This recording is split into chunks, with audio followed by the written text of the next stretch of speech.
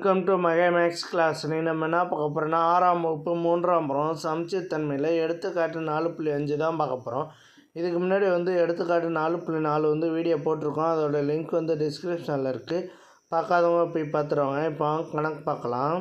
எடுத்துக்காட்டு 4.5 ஒரு பகுதியானது மற்றொரு பகுதியின் எதிரொலிப்பு எனில் கொடுக்கப்பட்டுள்ள படங்களுக்கு ஆடி சமச்சீர் கோடு வரைக.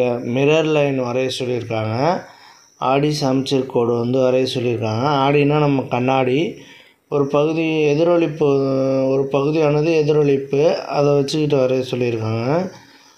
இப்போ இந்த படம் நம்ம கண்ணாடியை பார்த்தோம்னா எப்படி இருக்கும்? அதே இது தானே தெரியும், ஆப்போசிட்டில் தெரியும்ல.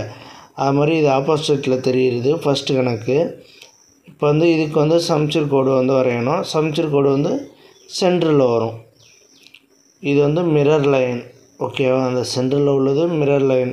அடுத்து ரெண்டாவது கணக்கு பாருங்கள். இது ரெண்டுமே கிடைமட்டமாக இருக்குது. இதுக்கு சமச்சீர் கோடு எப்படி வரையணும்னா கிடைமட்டமாக வரையணும். ஓகேவா? கிடைமட்டமாக மிரர் லைன் வரைஞ்சிருக்கும். ஓகேவா? அடுத்து பாருங்கள். இதுக்கு ஆப்போசிட் எப்படி இருக்குது, அதே மாதிரி ஆப்போசிட்டில் இருக்குது. அப்போ இதுக்கும் ஒரு மிரர் லைன் வரையணும். அது எப்படி வரையணும்னா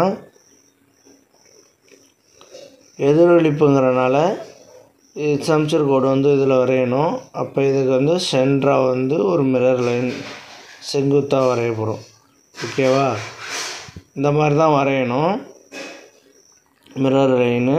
அதுக்கு ஆன்சர் கீழே கொடுத்துருக்காங்க பாருங்கள். இது ஆன்சரு. நான் கொஸ்டின்லேயே உங்களுக்கு வரைஞ்சி காட்டிட்டேன். இந்த டவுட்டாக இருந்துச்சுன்னா இந்த ஆன்சரை பார்த்து தெரிஞ்சுக்கோங்க. இந்த வீடியோ பிடிச்சிருந்தா லைக் பண்ணுங்கள், கமெண்ட் பண்ணுங்கள், ஷேர் பண்ணுங்கள், சப்ஸ்கிரைப் பண்ணுங்கள். அந்த பெல் பட்டன்